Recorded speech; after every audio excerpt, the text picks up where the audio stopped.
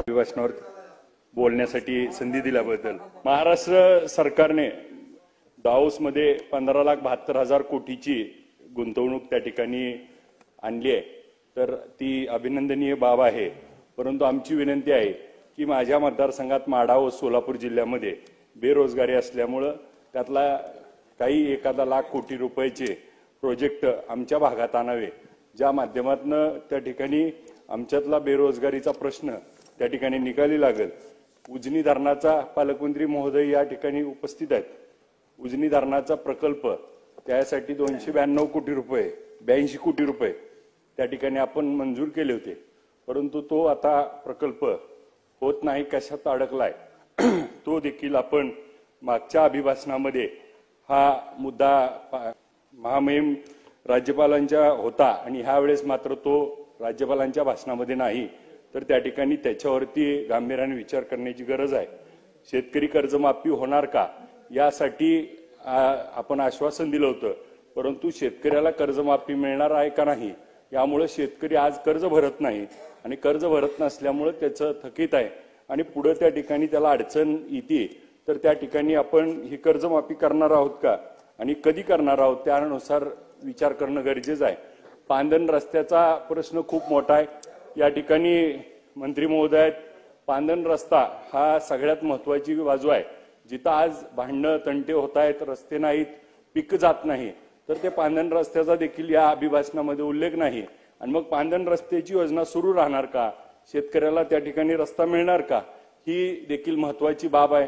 आपण मागच्या अभिभाषणाच्या ह्याच्यामध्ये अध्यक्ष महोदय शिक्षण त्या ठिकाणी मुलींसाठी मोफत केलं होतं, परंतु यामध्ये त्याचा उल्लेख नाही आणि महिला त्या ठिकाणी मुलींना आज शिक्षण संस्था जोपर्यंत फी भरत नाहीत तोपर्यंत परीक्षेला बसू देत नाहीत आणि मग परीक्षेला बसू न दिल्यामुळं त्या विद्यार्थिनींचं नुकसान होतंय आणि तशा सूचना आपण कडक त्या ठिकाणी देणं गरजेचं आहे आणि त्या आपण द्याल अशी मला खात्री वाटते।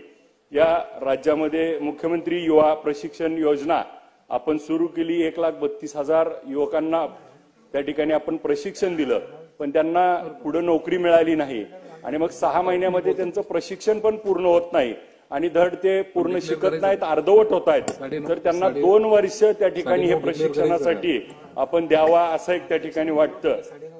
एक तुकाराम महाराजांची म्हण आहे, चाले ते तीर्थ निश्चिल ते देहाभूप। वारकरी म्हणजे चालत फिरतं तीर्थक्षेत्र असतं, त्याचा प्रवास अडथळा दूर करण्यासाठी अधिक सुरक्षित करण्यासाठी आहे। सरकार आता नागपूर गोवा शक्तीपीठ त्या ठिकाणी करतंय, तर नागपूर गोवा शक्तीपीठाला त्या ठिकाणी पंढरपूर, तुळजापूरवरनं पंढरपूर, माढा मार्गे त्या ठिकाणी मुख्यमंत्री महोदयांचं कुलदैवत असणारा निरनरसिंगपूर, शिखर शिंगणापूर मार्गे त्या ठिकाणी तो जर रस्ता केला तर ही देखील तीर्थक्षेत्र त्याला जोडली जातील आणि त्याचा फायदा आम्हाला त्या ठिकाणी होईल, ही आपल्याला या निमित्तानं भूमिका।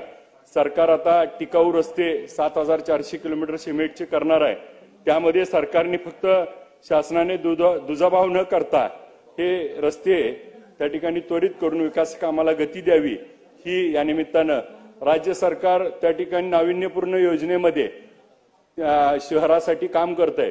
परंतु मी माढा शहरातनं त्या ठिकाणी येतोय आणि माढ्यामध्ये गेल्या वर्षभरामध्ये 10 ते 12 दिवसाला पाणी येतंय, त्याचा पाठपुरावा आम्ही आपल्या ह्याच्यावर करतोय, परंतु पाणी पुरवठा योजना मंजूर होऊन त्याचा निधी लवकरात लवकर वितरित व्हावा आणि यासाठी आष्टी उपसा सिंचन मधनं पाणी त्याला उचलाय आणि त्या ठिकाणी दारफळ मधनं पण पाणी डबल सोर्स केला तर त्या ठिकाणी ही योजना चांगली होईल, अशा पद्धतीची भूमिका यामध्ये आपण घ्यावी।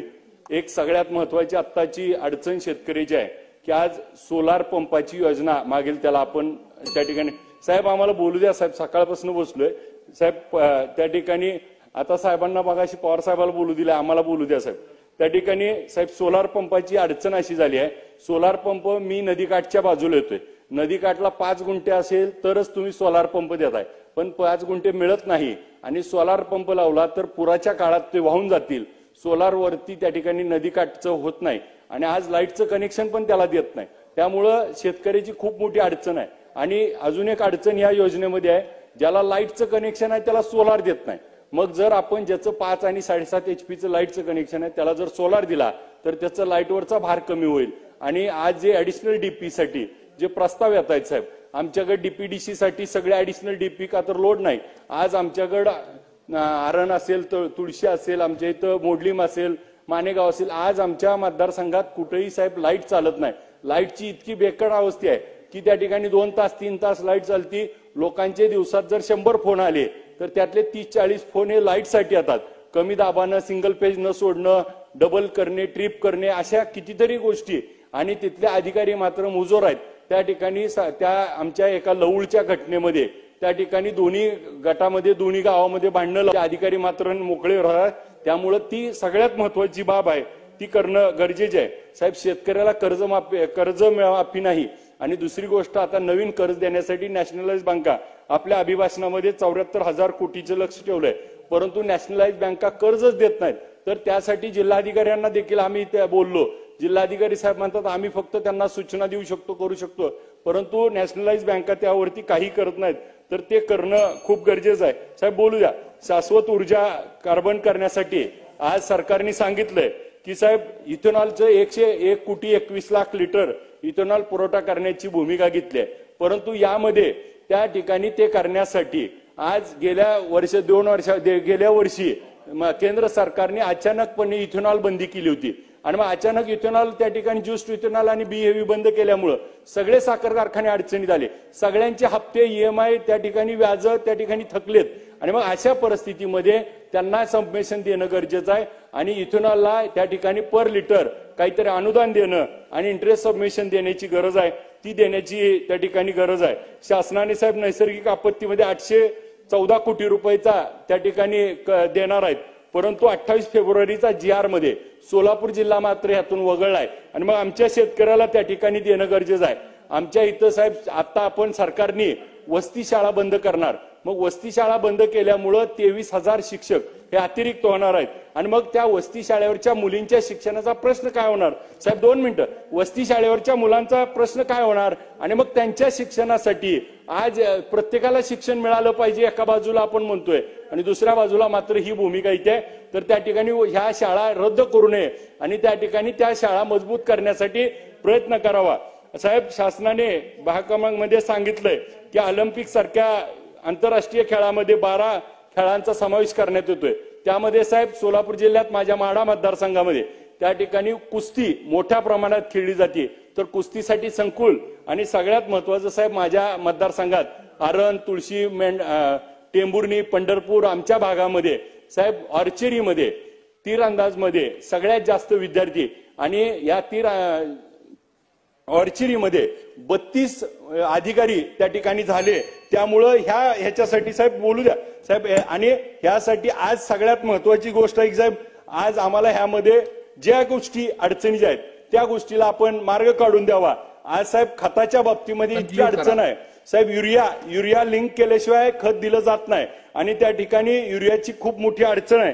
तर साहेब यामध्ये आपल्याकडनं ज्या अपेक्षित गोष्टी आहेत त्या घ्याव्या. आम्हाला त्या ठिकाणी साहेब मतदारसंघातले बरेच प्रश्न आहेत, ज्या प्रश्नावरती बोलण्याची संधी आपण दिली पाहिजे. आम्हाला नवीन आमदारांना आपण संधी द्यावी अशी विनंती करतो. बोलण्यासाठी आपण दिल्याबद्दल